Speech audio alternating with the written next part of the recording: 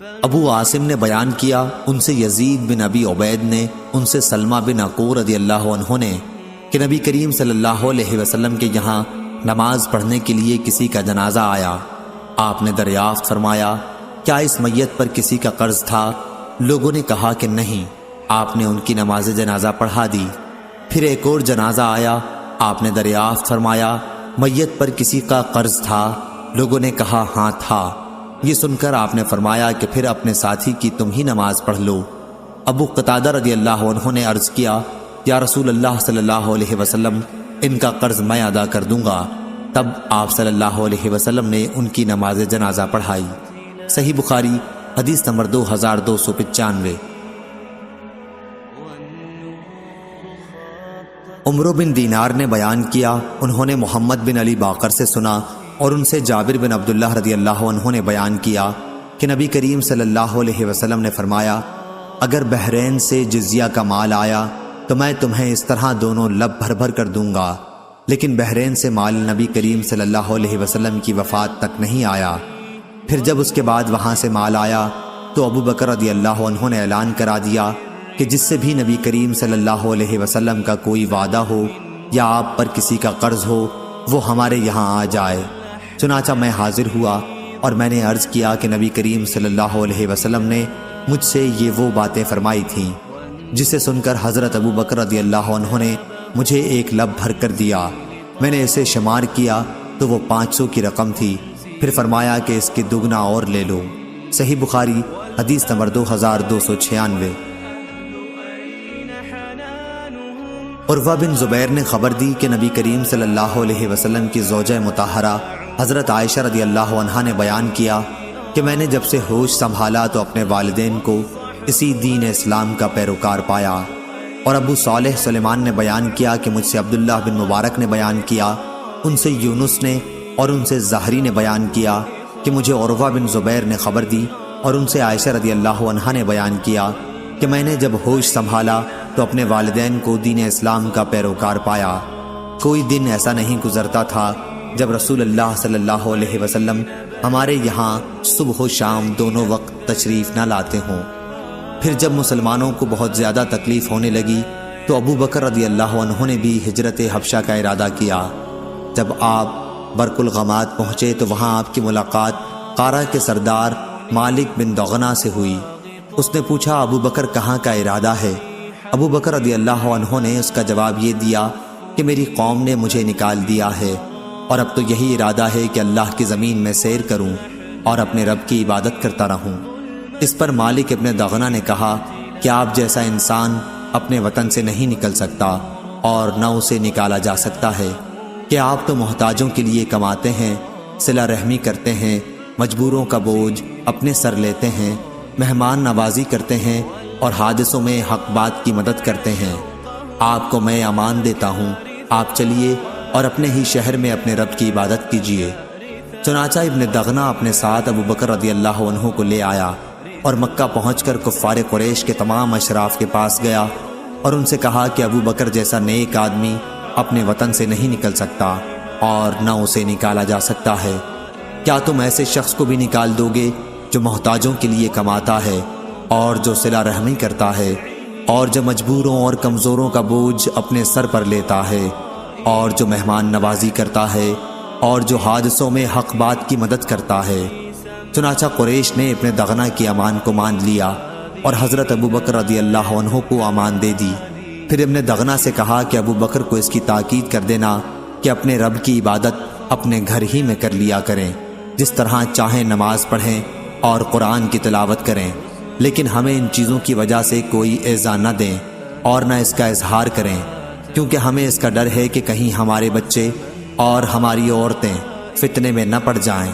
ابن دغنہ نے یہ باتیں جب حضرت ابو بکر رضی اللہ عنہ کو سنائی تو آپ اپنے رب کی عبادت گھر کے اندر ہی کرنے لگے، نہ نماز میں کسی قسم کا اظہار کرتے اور نہ اپنے گھر کے سوا کسی دوسری جگہ تلاوت کرتے۔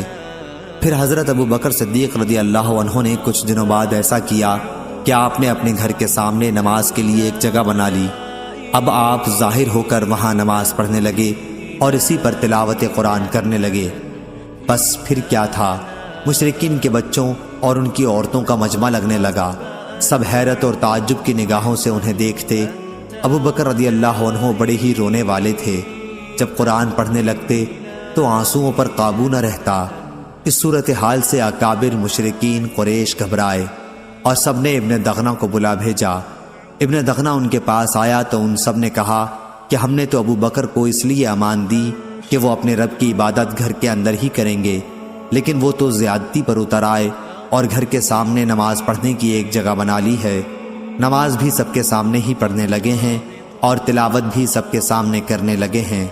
ڈر ہمیں اپنی اولاد اور عورتوں کا ہے کہ کہیں وہ فتنے میں نہ پڑ جائیں، اس لیے اب تم ان کے پاس جاؤ۔ اگر وہ اس پر تیار ہو جائیں کہ اپنے رب کی عبادت صرف اپنے گھر کے اندر ہی کریں پھر تو کوئی بات نہیں، لیکن انہیں اس سے انکار ہو تو تم ان سے کہو کہ وہ تمہاری امان تمہیں واپس کر دیں، کیونکہ ہمیں یہ پسند نہیں کہ تمہاری امان ہم توڑیں، لیکن اس طرح انہیں اظہار اور اعلان بھی کرنے نہیں دیں گے۔ حضرت عائشہ رضی اللہ عنہا نے بیان کیا کہ اس کے بعد ابن دغنہ حضرت ابو بکر رضی اللہ عنہ کے پاس آیا اور کہا کہ آپ کو معلوم ہے وہ شرط جس پر میرا آپ سے عہد ہوا تھا، اب یا آپ اس شرط کی حدود میں رہیں یا میری امان مجھے واپس کر دیں، کیونکہ یہ میں پسند نہیں کرتا کہ عرب کے کانوں تک یہ بات پہنچے کہ میں نے ایک شخص کو امان دی تھی لیکن وہ امان توڑ دی گئی۔ حضرت ابو بکر رضی اللہ عنہ نے فرمایا، میں تمہاری امان تمہیں واپس کرتا ہوں، میں تو بس اپنے اللہ کی امان سے خوش ہوں۔ رسول کریم صلی اللہ علیہ وسلم ان دنوں مکے ہی میں موجود تھے۔ آپ نے فرمایا کہ مجھے تمہاری ہجرت کا مقام دکھلایا گیا ہے۔ میں نے ایک کھاری نمکین زمین دیکھی ہے جہاں کھجور کے باغات ہیں اور وہ دو پتھریلے میدانوں کے درمیان میں ہے۔ جب رسول اللہ صلی اللہ علیہ وسلم نے اس کا اظہار فرما دیا تو جن مسلمانوں نے ہجرت کرنی چاہی وہ پہلے ہی مدینہ ہجرت کر کے چلے گئے، بلکہ بعض وہ صحابہ رضی اللہ عنہم بھی جو ہجرت کر کے حبشہ چلے گئے تھے وہ بھی مدینہ آ گئے۔ حضرت ابو بکر صدیق رضی اللہ عنہ بھی ہجرت کی تیاریاں کرنے لگے تو رسول اللہ صلی اللہ علیہ وسلم نے ان سے فرمایا، جلدی نہ کرو، امید ہے کہ مجھے بھی جلد ہی اجازت مل جائے گی۔ حضرت ابو بکر رضی اللہ عنہ نے پوچھا، میرے ماں باپ آپ پر فدا ہوں، کیا آپ کو اس کی امید ہے؟ آپ صلی اللہ علیہ وسلم نے فرمایا کہ ہاں ضرور۔ چنانچہ حضرت ابو بکر صدیق رضی اللہ عنہ رسول اللہ صلی اللہ علیہ وسلم کا انتظار کرنے لگے تاکہ آپ کے ساتھ ہجرت کریں۔ ان کے پاس 2 اونٹ تھے، انہیں 4 مہینے تک وہ ببول کے پتے کھلاتے رہے۔ صحیح بخاری حدیث نمبر 2297۔ لیث نے بیان کیا، ان سے عقیل نے، ان سے ابن شہاب نے، ان سے ابو سلمہ نے اور ان سے ابو ہریرہ رضی اللہ عنہ نے کہ رسول کریم صلی اللہ علیہ وسلم کے پاس جب کسی ایسی میت کو لایا جاتا جس پر کسی کا قرض ہوتا تو آپ صلی اللہ علیہ وسلم فرماتے کہ کیا اس نے اپنے قرض کے ادا کرنے کے لیے بھی کچھ چھوڑا ہے؟ پھر اگر کوئی آپ کو بتا دیتا کہ ہاں اتنا مال ہے جس سے قرض ادا ہو سکتا ہے تو آپ صلی اللہ علیہ وسلم اس کی نماز پڑھاتے، ورنہ آپ مسلمانوں ہی سے فرما دیتے کہ اپنے ساتھی کی نماز پڑھ لو۔ پھر جب اللہ تعالیٰ نے آپ پر فتح کے دروازے کھول دیے تو آپ صلی اللہ علیہ وسلم نے فرمایا کہ میں مسلمانوں کا خود ان کی ذات سے بھی زیادہ مستحق ہوں، اس لیے اب جو بھی مسلمان وفات پا جائے اور وہ مقروض رہا ہو تو اس کا قرض ادا کرنا میرے ذمہ ہے، اور جو مسلمان مال چھوڑ جائے وہ اس کے وارثوں کا حق ہے۔ صحیح بخاری حدیث نمبر 2298۔ ابن ابی نجیح نے بیان کیا، ان سے مجاہد نے، ان سے عبد الرحمن بن ابی لیلہ نے اور ان سے علی رضی اللہ عنہ نے بیان کیا کہ نبی کریم صلی اللہ علیہ وسلم نے مجھے حکم دیا تھا کہ ان قربانی کے جانوروں کے جھول اور ان کے چمڑے کو میں خیرات کر دوں جنہیں قربانی کیا گیا تھا۔ صحیح بخاری حدیث نمبر 2299۔ لیث نے بیان کیا، ان سے یزید نے، ان سے ابو الخیر نے اور ان سے عقبہ بن عامر رضی اللہ عنہ نے کہ نبی کریم صلی اللہ علیہ وسلم نے کچھ بکریاں ان کے حوالے کی تھیں تاکہ صحابہ رضی اللہ عنہم میں ان کو تقسیم کر دیں۔ ایک بکری کا بچہ باقی رہ گیا، جب اس کا ذکر انہوں نے حضرت صلی اللہ علیہ وسلم سے کیا تو آپ نے فرمایا کہ اس کی تو قربانی کر لے۔ صحیح بخاری حدیث نمبر 2300۔ یوسف بن ماجشون نے بیان کیا، ان سے صالح بن ابراہیم بن عبد الرحمن بن عوف نے ان سے ان کے باپ نے اور ان سے صالح کے دادا عبد الرحمن بن عوف رضی اللہ عنہ نے بیان کیا کہ میں نے امیہ بن خلف سے یہ معاہدہ اپنے اور اس کے درمیان لکھوایا کہ وہ میرے بال بچوں یا میری جائیداد کی جو مکے میں ہے حفاظت کرے، اور میں اس کی جائیداد کی جو مدینے میں ہے حفاظت کروں۔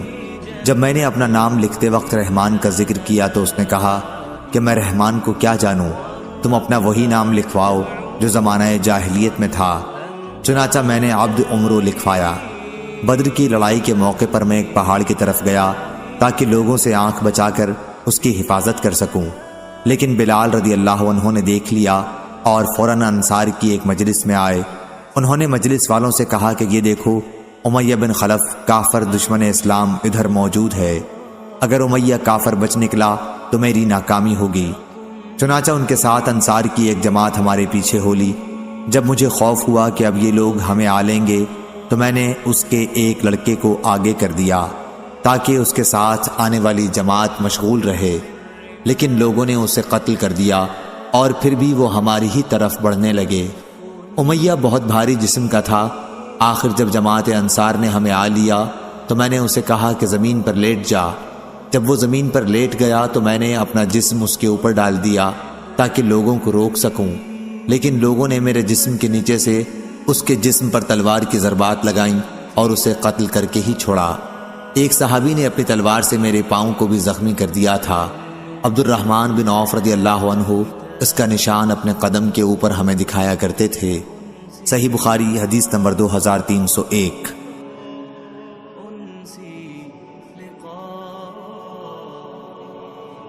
عبید اللہ نے خبر دی، انہیں نافع نے، انہوں نے ابن کعب بن مالک رضی اللہ عنہ سے سنا۔ وہ اپنے والد سے بیان کرتے تھے کہ ان کے پاس بکریوں کا ایک ریوڑ تھا جو صلا پہاڑی پر چرنے جاتا تھا۔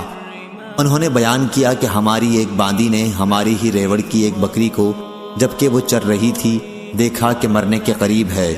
اس نے ایک پتھر توڑ کر اس سے اس بکری کو ذبح کر دیا۔ انہوں نے اپنے گھر والوں سے کہا کہ جب تک میں نبی کریم صلی اللہ علیہ وسلم سے اس کے بارے میں پوچھ نہ لوں اس کا گوشت نہ کھانا، یا یوں کہا کہ جب تک میں کسی کو نبی کریم صلی اللہ علیہ وسلم کی خدمت میں اس کے بارے میں پوچھنے کے لیے نہ بھیجوں۔ چنانچہ انہوں نے نبی کریم صلی اللہ علیہ وسلم سے اس کے بارے میں پوچھا یا کسی کو پوچھنے کے لیے حکم فرمایا۔ عبید اللہ نے کہا کہ مجھے یہ بات عجیب معلوم ہوئی کہ باندی عورت ہونے کے باوجود اس نے ذبح کر دیا۔ اس روایت کی مطابقت عبدہ نے عبید اللہ کے واسطے سے کی ہے۔ صحیح بخاری حدیث نمبر 2304۔ سلمہ بن کہیل نے بیان کیا، ان سے ابو سلمہ نے اور ان سے ابو ہریرہ رضی اللہ عنہ نے کہ نبی کریم صلی اللہ علیہ وسلم پر ایک شخص کا ایک خاص عمر کا اونٹ قرض تھا۔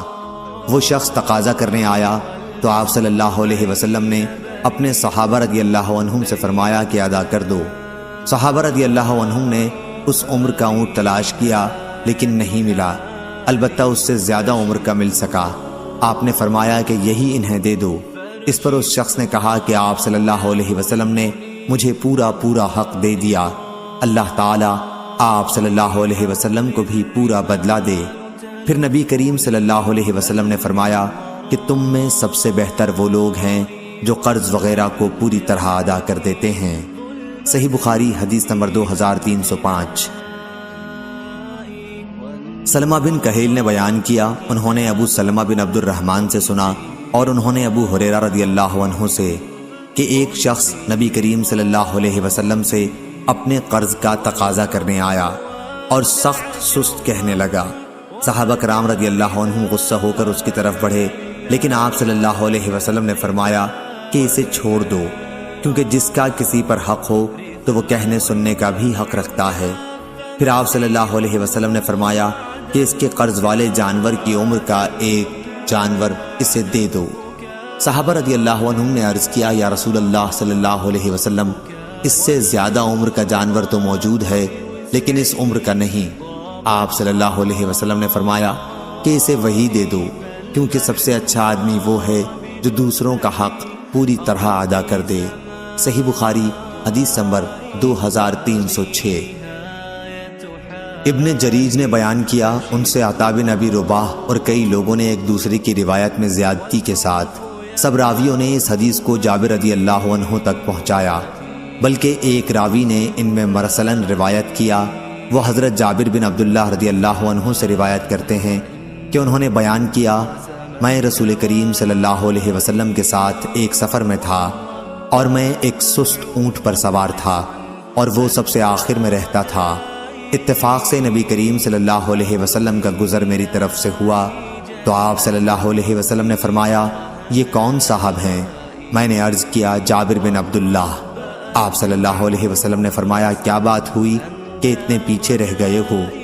میں بولا کہ ایک نہایت سست رفتار اونٹ پر سوار ہوں۔ آپ صلی اللہ علیہ وسلم نے فرمایا، تمہارے پاس کوئی چھڑی بھی ہے؟ میں نے کہا کہ جی ہاں ہے۔ آپ صلی اللہ علیہ وسلم نے فرمایا کہ مجھے دے دو۔ میں نے آپ کی خدمت میں وہ پیش کر دی۔ آپ نے اس چھڑی سے اونٹ کو مارا اور ڈانٹا تو اس کے بعد وہ سب سے آگے رہنے لگے۔ حضرت صلی اللہ علیہ وسلم نے پھر فرمایا کہ یہ اونٹ مجھے فروخت کر دے۔ میں نے عرض کیا کہ یا رسول اللہ صلی اللہ علیہ وسلم، یہ تو آپ ہی کا ہے، لیکن آپ نے فرمایا کہ اسے مجھے فروخت کر دے۔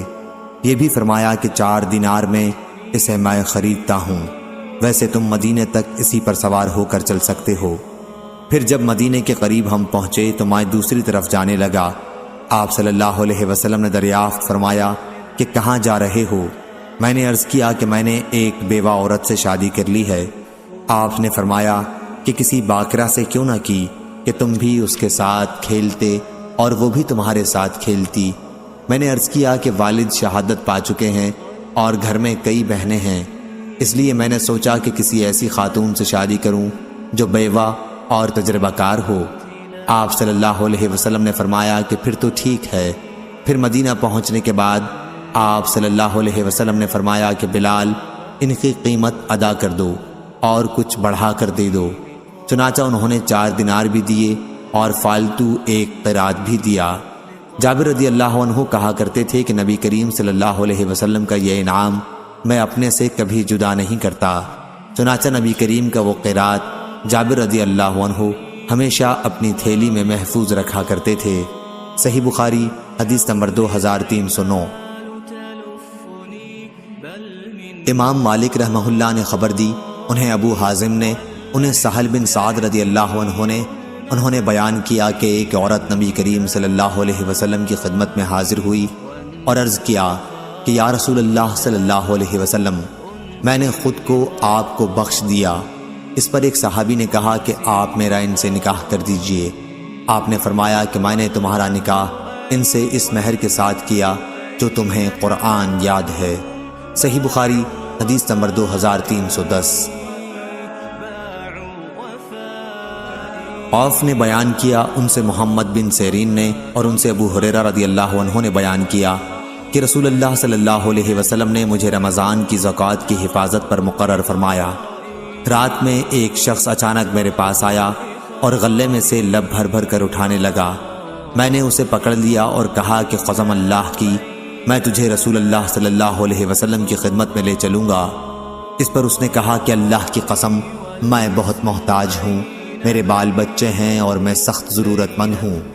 حضرت ابو ہریرہ رضی اللہ عنہ نے کہا، اس کے اظہار معذرت پر میں نے اسے چھوڑ دیا۔ صبح ہوئی تو رسول کریم صلی اللہ علیہ وسلم نے مجھ سے پوچھا، اے ابو ہریرہ، گزشتہ رات تمہارے قیدی نے کہا کیا تھا؟ میں نے کہا، یا رسول اللہ، اس نے سخت ضرورت اور بال بچوں کا رونا رویا، اس لیے مجھے اس پر رحم آ گیا اور میں نے اسے چھوڑ دیا۔ آپ صلی اللہ علیہ وسلم نے فرمایا کہ وہ تم سے جھوٹ بول کر گیا ہے، ابھی وہ پھر آئے گا۔ رسول کریم صلی اللہ علیہ وسلم کے اس فرمانے کی وجہ سے مجھ کو یقین تھا کہ وہ پھر ضرور آئے گا، اس لیے میں اس کی طاق میں لگا رہا، اور جب وہ دوسری رات آ کے پھر غلہ اٹھانے لگا تو میں نے اسے پھر پکڑا اور کہا کہ تجھے رسول کریم صلی اللہ علیہ وسلم کی خدمت میں حاضر کروں گا، لیکن اب بھی اس کی التجا وہی تھی کہ مجھے چھوڑ دے، میں محتاج ہوں، بال بچوں کا بوجھ میرے سر پر ہے، اب میں کبھی نہیں آؤں گا۔ مجھے رحم آ گیا اور میں نے اسے پھر چھوڑ دیا۔ صبح ہوئی تو رسول کریم صلی اللہ علیہ وسلم نے فرمایا، اے ابو ہریرہ، تمہارے قیدی نے کیا کہا؟ میں نے کہا، یا رسول اللہ صلی اللہ علیہ وسلم، اس نے پھر اسی سخت ضرورت اور بال بچوں کا رونا رویا جس پر مجھے رحم آ گیا، اس لیے میں نے اسے چھوڑ دیا۔ آپ صلی اللہ علیہ وسلم نے اس مرتبہ بھی یہی فرمایا کہ وہ تم سے جھوٹ بول کر گیا ہے اور وہ پھر آئے گا۔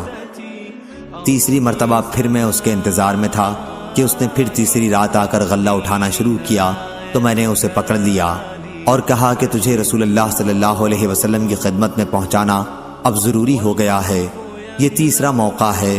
ہر مرتبہ تم یقین دلاتے رہے کہ پھر نہیں آؤ گے، لیکن تم باز نہیں آئے۔ اس نے کہا کہ اس مرتبہ مجھے چھوڑ دے تو میں تمہیں ایسے چند کلمات سکھا دوں گا جس سے اللہ تعالیٰ تمہیں فائدہ پہنچائے گا۔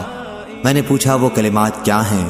اس نے کہا جب تم اپنے بستر پر لیٹنے لگو تو آیت الکرسی اللہ لا الہ الا هو الحی القیوم پوری پڑھ لیا کرو۔ ایک نگران فرشتہ اللہ تعالیٰ کی طرف سے برابر تمہاری حفاظت کرتا رہے گا اور صبح تک شیطان تمہارے پاس بھی نہیں آ سکے گا۔ اس مرتبہ بھی پھر میں نے اسے چھوڑ دیا۔ صبح ہوئی تو رسول کریم صلی اللہ علیہ وسلم نے دریافت فرمایا گزشتہ رات تمہارے قیدی نے تم سے کیا معاملہ کیا؟ میں نے عرض کیا یا رسول اللہ صلی اللہ علیہ وسلم اس نے مجھے چند کلمات سکھائے اور یقین دلایا کہ اللہ تعالیٰ مجھے اس سے فائدہ پہنچائے گا، اس لیے میں نے اسے چھوڑ دیا۔ آپ نے دریافت کیا کہ وہ کلمات کیا ہیں؟ میں نے عرض کیا کہ اس نے بتایا تھا کہ جب بستر پر لیٹو تو آیت الکرسی پڑھ لو، شروع اللہ لا الہ الا هو الحی القیوم سے آخر تک۔ اس نے مجھ سے یہ بھی کہا کہ اللہ تعالیٰ کی طرف سے تم پر اس کے پڑھنے سے ایک نگراں فرشتہ مقرر رہے گا اور صبح تک شیطان تمہارے قریب بھی نہیں آ سکے گا۔ صحابہ رضی اللہ عنہم خیر کو سب سے آگے بڑھ کر لینے والے تھے۔ نبی کریم صلی اللہ علیہ وسلم نے ان کی یہ بات سن کر فرمایا کہ اگرچہ وہ جھوٹا تھا لیکن تم سے یہ بات سچ کہہ گیا ہے۔ اے ابو ہریرہ تم کو یہ بھی معلوم ہے کہ 3 راتوں سے تمہارا معاملہ کس سے تھا؟ انہوں نے کہا کہ نہیں۔ حضرت صلی اللہ علیہ وسلم نے فرمایا کہ وہ شیطان تھا۔ صحیح بخاری حدیث نمبر 2311۔ یحییٰ بن ابی کثیر نے بیان کیا کہ میں نے عقبہ بن عبد الغافر سے سنا اور انہوں نے ابو سعید خدری رضی اللہ عنہ سے، انہوں نے بیان کیا کہ بلال رضی اللہ عنہ نبی کریم صلی اللہ علیہ وسلم کی خدمت میں برنی کھجور کی ایک عمدہ قسم لے کر آئے۔ نبی کریم صلی اللہ علیہ وسلم نے فرمایا یہ کہاں سے لائے ہو؟ انہوں نے کہا ہمارے پاس خراب کھجور تھی، اس کی 2 صاع اس کی 1 صاع کے بدلے میں دے کر ہم اسے لائے ہیں تاکہ ہم یہ آپ کو کھلائیں۔ آپ نے فرمایا توبہ توبہ، یہ تو سود ہے، بالکل سود، ایسا نہ کیا کر۔ البتہ اچھی کھجور خریدنے کا ارادہ ہو تو خراب کھجور بیچ کر اس کی قیمت سے عمدہ خریدا کر۔ صحیح بخاری حدیث نمبر 2312۔ سفیان بن عینہ نے بیان کیا ان سے عمرو بن دینار نے، انہوں نے کہا کہ حضرت عمر رضی اللہ عنہ نے صدقے کے باب میں جو کتاب لکھوائی تھی اس میں یوں ہے کہ صدقے کا متولی اس میں سے کھا سکتا ہے اور دوست کو کھلا سکتا ہے لیکن روپیہ نہ جمع کرے۔ اور عبداللہ بن عمر رضی اللہ عنہ اپنے والد حضرت عمر رضی اللہ عنہ کے صدقے کے متولی تھے، وہ مکے والوں کو اس میں سے تحفہ بھیجتے تھے جہاں آپ قیام فرمایا کرتے تھے۔ صحیح بخاری حدیث نمبر 2313۔ عقبہ بن حارث رضی اللہ عنہ نے بیان کیا کہ نعیمان یا ابن نعیمان کو حضرت صلی اللہ علیہ وسلم کی خدمت میں حاضر کیا گیا، انہوں نے شراب پی لی تھی۔ جو لوگ اس وقت گھر میں موجود تھے رسول اللہ صلی اللہ علیہ وسلم نے انہی سے انہیں مارنے کے لیے حکم فرمایا۔ انہوں نے بیان کیا میں بھی مارنے والوں میں تھا، ہم نے جوتوں اور چھڑیوں سے انہیں مارا تھا۔ صحیح بخاری حدیث نمبر 2316۔ عمرہ بنت عبد الرحمن نے خبر دی کہ عائشہ رضی اللہ عنہا نے بیان کیا میں نے اپنے ہاتھوں سے نبی کریم صلی اللہ علیہ وسلم کے قربانی کے جانوروں کے قلادے بٹے تھے، پھر نبی کریم صلی اللہ علیہ وسلم نے ان جانوروں کو یہ قلادے اپنے ہاتھ سے پہنائے تھے۔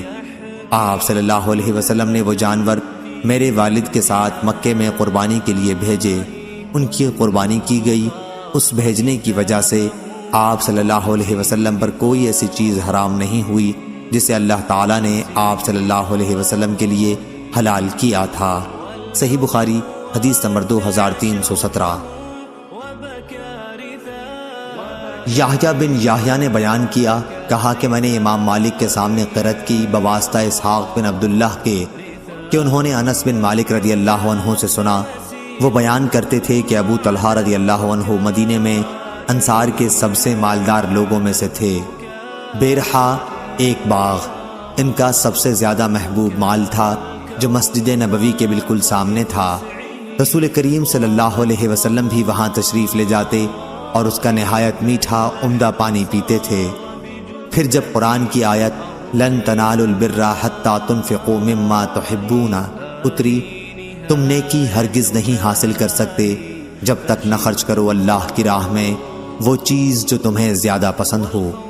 تو ابو طلحہ رضی اللہ عنہ رسول اللہ صلی اللہ علیہ وسلم کی خدمت میں آئے اور عرض کیا، یا رسول اللہ، اللہ تعالیٰ نے اپنی کتاب میں فرمایا ہے لن تنالوا البر حتی تنفقوا مما تحبون، اور مجھے اپنے مال میں سب سے زیادہ پسند میرا یہی باغ بیرحا ہے۔ یہ اللہ کی راہ میں صدقہ ہے، اس کی نیکی اور ذخیرہ ثواب کی امید میں صرف اللہ تعالیٰ سے رکھتا ہوں، بس آپ صلی اللہ علیہ وسلم جہاں مناسب سمجھیں اسے خرچ فرما دیں۔ آپ صلی اللہ علیہ وسلم نے فرمایا، واہ واہ، یہ تو بڑا ہی نفع والا مال ہے، بہت ہی مفید ہے، اس کے بارے میں تم نے جو کچھ کہا وہ میں نے سن لیا، اب میں تو یہی مناسب سمجھتا ہوں کہ اسے تو اپنے رشتہ داروں ہی میں تقسیم کر دے۔ ابو طلحہ رضی اللہ عنہ نے کہا کہ یا رسول اللہ، میں ایسا ہی کروں گا۔ چنانچہ یہ کنواں انہوں نے اپنے رشتہ داروں اور چچا کی اولاد میں تقسیم کر دیا۔ اس روایت کی مطابقت اسماعیل نے مالک سے کی ہے اور روح نے مالک سے لفظ رائح کے بجائے رابح نقل کیا ہے۔ صحیح بخاری حدیث نمبر 2318۔